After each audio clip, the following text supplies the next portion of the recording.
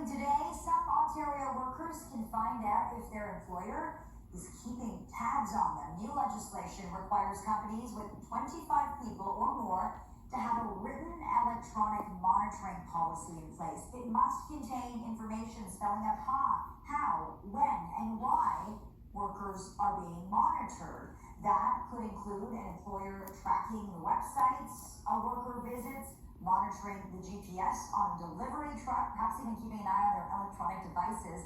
So for more on this new legislation, we're joined live tonight by Daniel Lublin, a founding partner at Whitten Lublin Law Firm. Thanks so much for joining us this evening. It's good to see you. Great to see you as well. Thanks for having me. So obviously privacy is a huge concern, hence this legislation. What questions do you have, and how do you, as an employment lawyer, see this playing out? It's not more of a question, it's more of a comment. This is a real disappointment is how I would characterize this law. The Ontario government could have done so much more with it. It could have actually created a right for individuals to challenge the way employers use or potentially misuse electronic surveillance or digital surveillance of them. But it stopped so short of that. There is an exemption written into this legislation that says employees can only complain about the fact that they are not given a copy of the policy. Thus, they cannot even complain about the policy itself. This is a law without teeth. Okay, so you're disappointed. You say this is legislation without teeth. Does it help employees in any way? Who's winning here? Who's losing? Well, I think the government wins because this came in under much fanfare, and I think that was the impetus behind it. Let's just start here. First of all, this law only applies to employers that have 25 or more employees, so it doesn't even apply to the vast majority of workplaces in Ontario because anyone with less than 25 employees, not including contractors, is excluded from this law.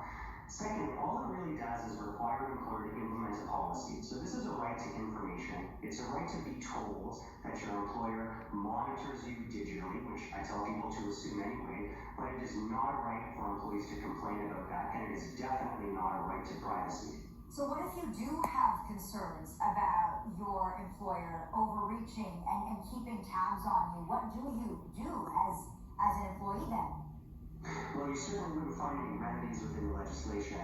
I suppose if employers are misusing that information for commercial purposes, you may have a different claim. Like in other words, if they're selling that information for other purposes.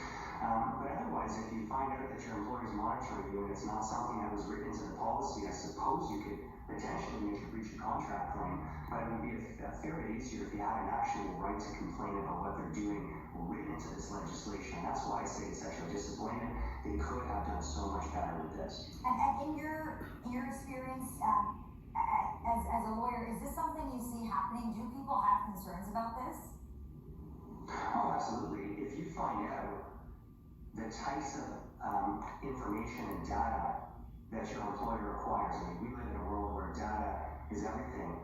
Employers are acquiring all types of data about your whereabouts, what you're doing online, under the umbrella of productivity, but potentially that could extend a lot farther to using that information for commercialized purposes, selling that information to third parties for marketing or other purposes, and that's where I think people need to be careful. Right.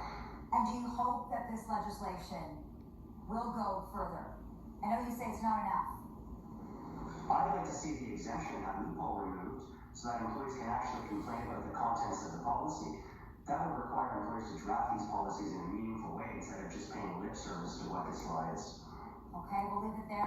Daniel Lublin, founding partner at Whitten Lublin Law Firm. Thanks so much for joining us, and thanks for your perspective tonight. Anytime, thank you.